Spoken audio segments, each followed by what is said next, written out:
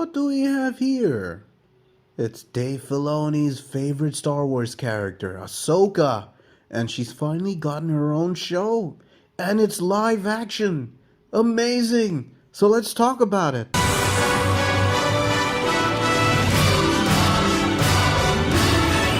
Hello, I am Gibson Shamar from Hikati Media, and I welcome everyone to the Ahsoka Talk. In this video, we're going to talk about the show, not the character. Well, we'll talk about the character while talking about the show, but this video isn't exclusive to the character, so yeah, let's get going. We're going to talk about the main characters, and then we're going to talk about the show itself. Okay?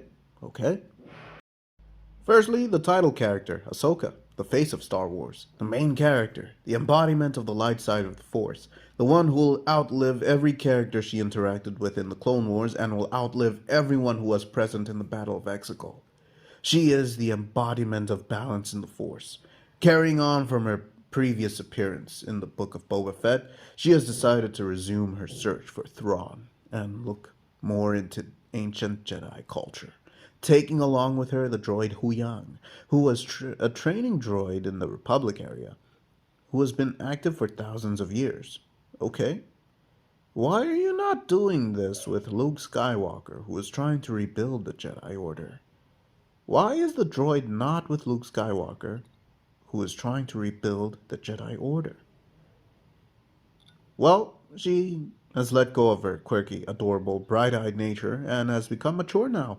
Very mature, to the point that she seems burdened with responsibility more than mature, actually. She has really gone through a lot by the time the show starts, and it shows here. Then we have Huyang, the comic relief of the show. All droids in Star Wars provide the comic relief either through their actions or their words, sometimes both. Huyang is no different. He somehow survived the Jedi Purge and even the Imperial era before Ahsoka found him.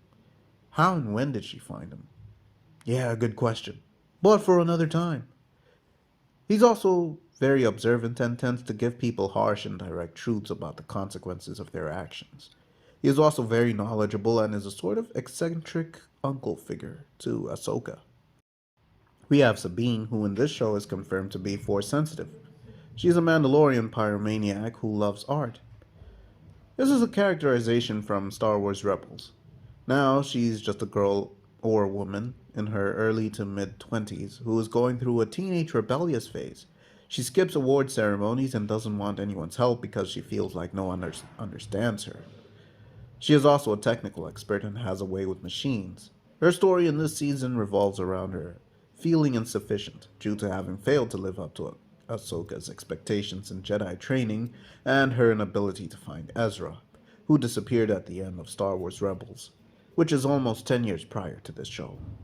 If she wants to be a Jedi so bad, why doesn't she just go train under Luke Skywalker, who is trying to restart the Jedi Order? We've got Hera, who is now a respected general in the New Republic's military. She has a lot of cake, man. Seriously. Wow.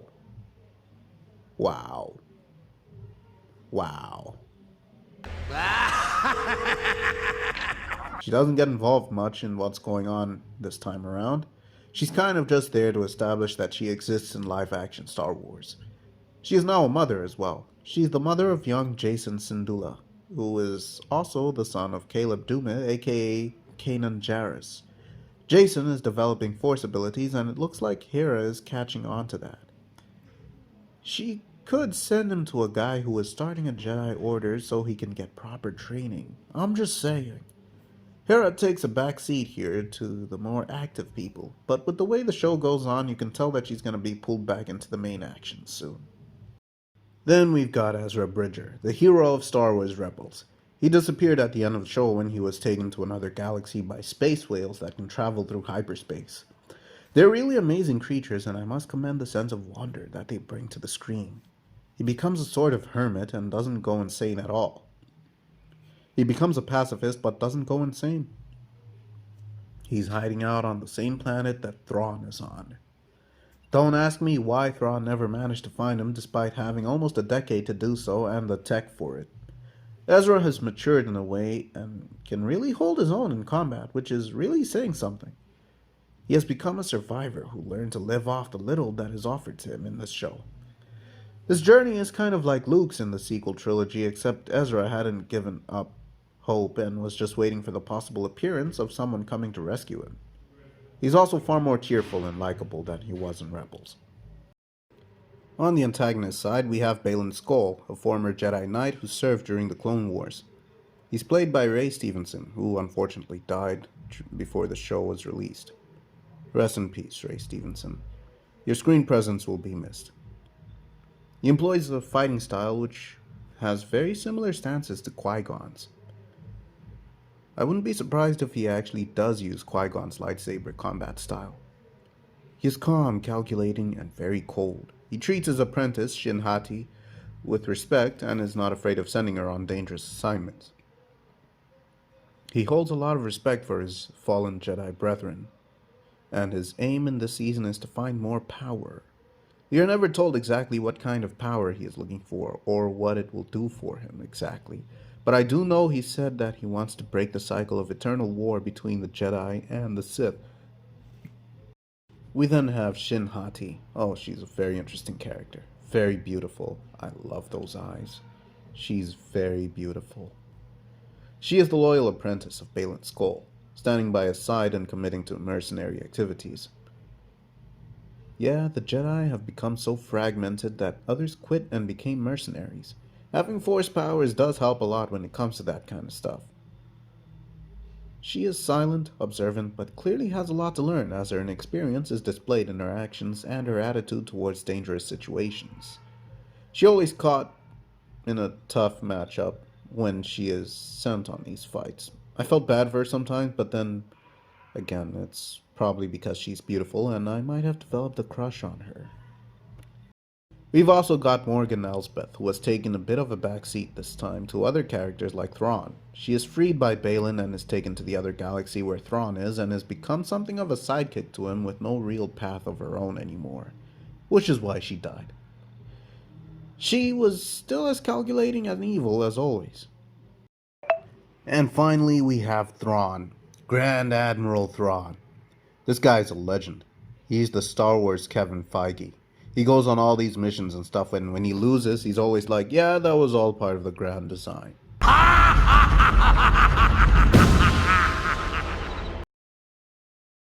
The only problem is that every single time he faced off against them, he lost, and that was his excuse. Then when he genuinely wanted to win, he lost and was sent to that galaxy. He hasn't changed much since his appearance, except for the appearance of his very, large frame. He is still very calm, cold, calculating, and a tactical genius. This time, he is surrounded by a somewhat competent staff.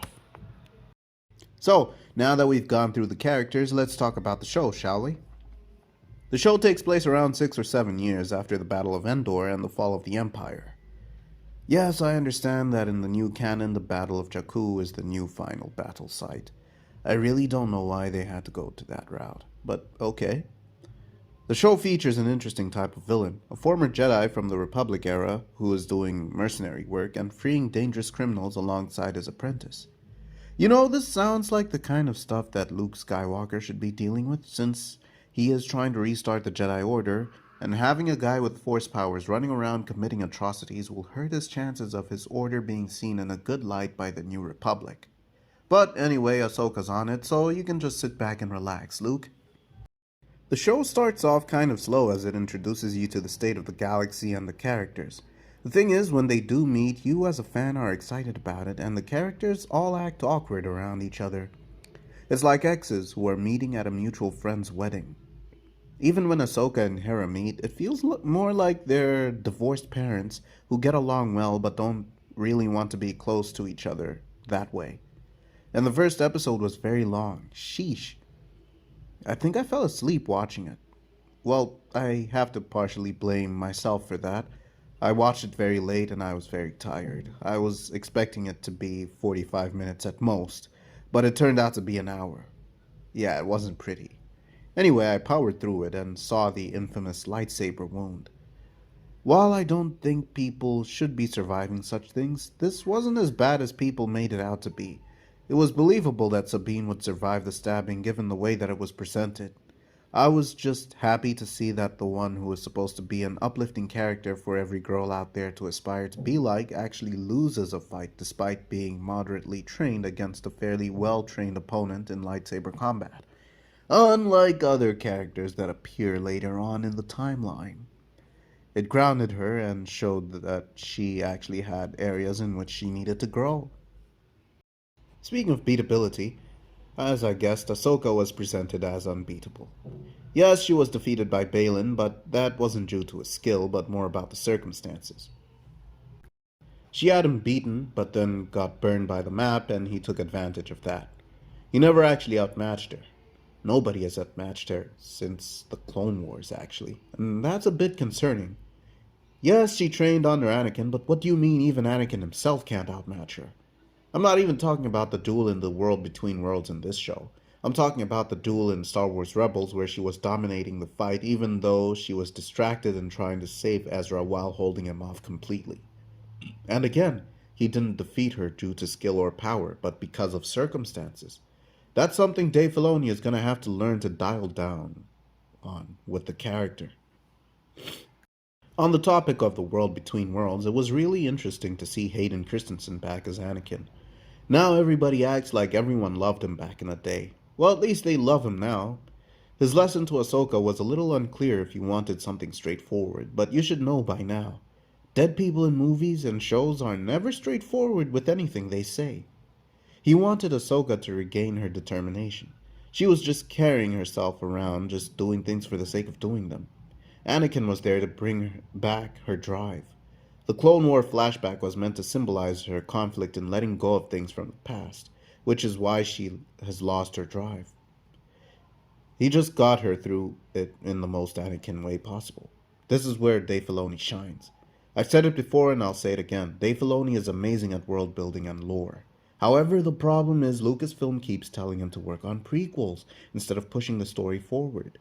His lore and world building leads to a lot of things that weren't established or mentioned in the movies set after the events he's expanding on, and that creates problems for those who want to watch Star Wars in chronological order. I mean, if it's not meant to be watched in chronological order at first, why create prequels at all? The acting is great, the mood is serious all around, and you can tell that this is Dave Filoni's dream project. He put a lot of heart into it and it shows. The characters all serve a purpose, with the only exceptions being Chopper and Marek. Chopper just had to be there because he's with Hera all the time. Marek is the mandatory masked character that everyone is supposed to theorize about, and the prevailing fan theory was that it was Galen Marek, aka Starkiller, Darth Vader's secret apprentice in the old expanded universe.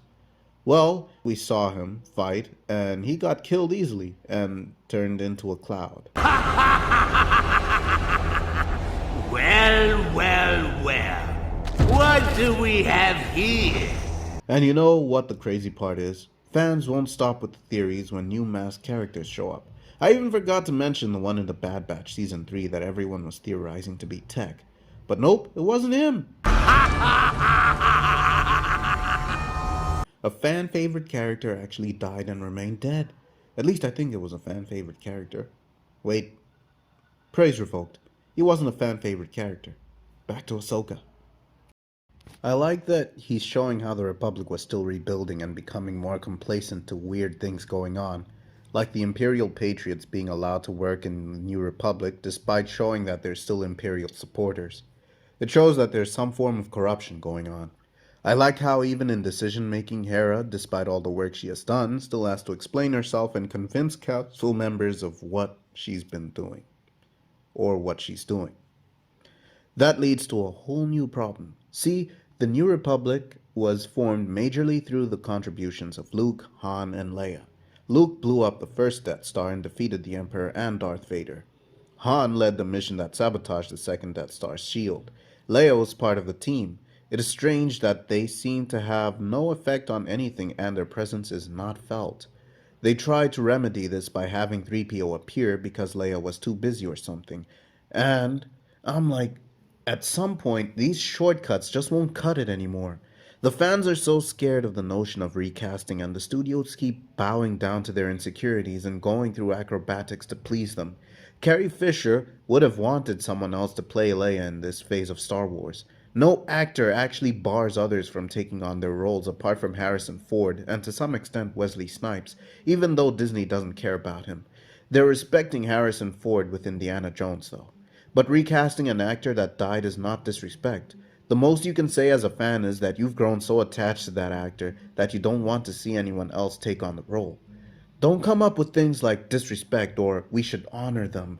Leia is an iconic character, and to cast her aside at a point in the Star Wars universe where she would be very active is a disservice to the character and throws dirt on Carrie Fisher's name. Please, fans, give Disney breathing room to recast dead actors in ongoing franchises. You're ruining good storytelling. Ezra's appearance was the first semblance of joy I felt in the show. I didn't really get hyped when Anakin showed up because that was spoiled for me on the day it happened. I didn't mind. I saw it coming a long time ago, along with flashbacks to the Clone Wars. Some of the story things are just really predictable because, in an effort to win over the hearts of fans, you have to service them, and this show did exactly that.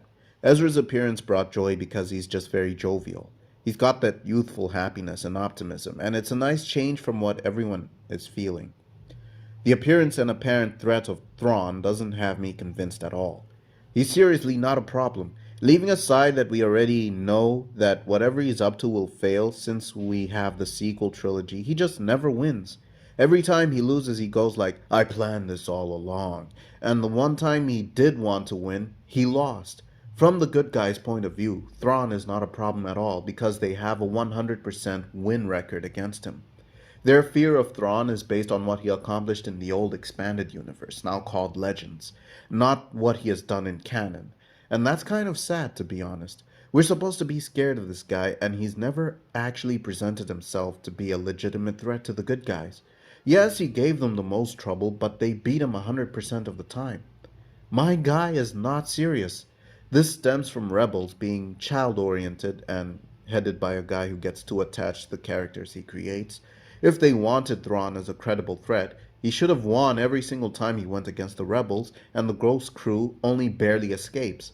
And he should have terminated two members of the Ghost Crew to cement his status as a true threat in the eyes of the fans. That way, when we see how desperate Ahsoka is to keep him isolated in that different galaxy, us, the fans, who don't know anything about Legends Thrawn, can go like, yeah, the last time he was around, he was a serious problem. We don't need that anymore. But no, we don't have that. Instead, we have the perceived threat he poses. Oh well. The absence of Luke Skywalker is felt, even though the show makes no mention of him at all for some reason.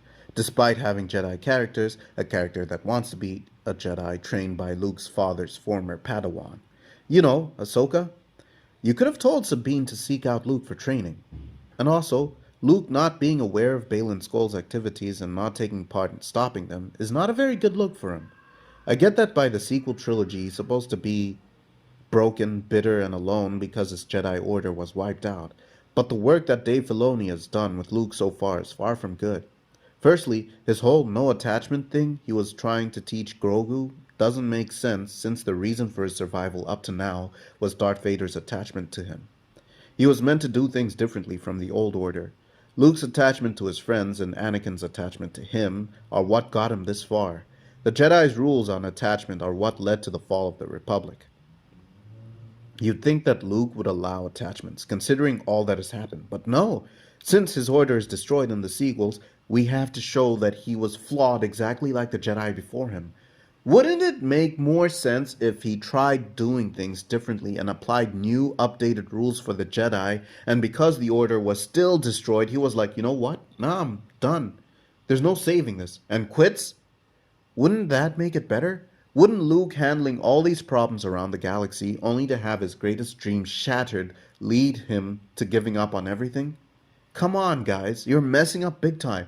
And we all know the reason these characters aren't allowed to join his order is because his order is going to be destroyed. That's the only reason Jason will never go to Luke, and neither will Ezra and Sabine. They'll just stick with Ahsoka, who is no longer a Jedi, whereas those two want to become Jedi. Hopefully, the problems like this get resolved in the future. There's no chance of them being solved in Ahsoka season 2 because I'm sure Barriss Offee and or Ventress will appear in that season. We can't have Luke appear as well. The season will be like 7 episodes, and those are very heavy characters for you to introduce in such a short space of time. But then again, what do I know? I'm not qualified to write stories for Lucasfilm. Maybe they will handle it well. Speaking of becoming Jedi, it is very apparent that Shin is going to want to redeem herself and turn to the light side. Boy, everybody comes back from the dark side. Why did Yoda and Obi-Wan think that it was impossible for Anakin to come back if so many characters are coming back from the dark that it just seems commonplace for them? The original 6 movies made it seem like it was impossible because corrupted Jedi would never let go of the dark side, and that Anakin doing it was the first sign of hope and redemption, which is what Luke was supposed to live with as well. Whatever, maybe I'm reading into it too much. So, guys, I hope you enjoyed this talk about Ahsoka. Please let me know what you think in the comments below. Like the video, subscribe to our channel, check out our Facebook and Instagram pages for more Hikati Media content. I'll see you around, have a good day, and may the Force be with you. Oh yeah, it's like poetry. It rhymes. I forgot to put that in there, just like how it was forgotten that Zeb wasn't in this show.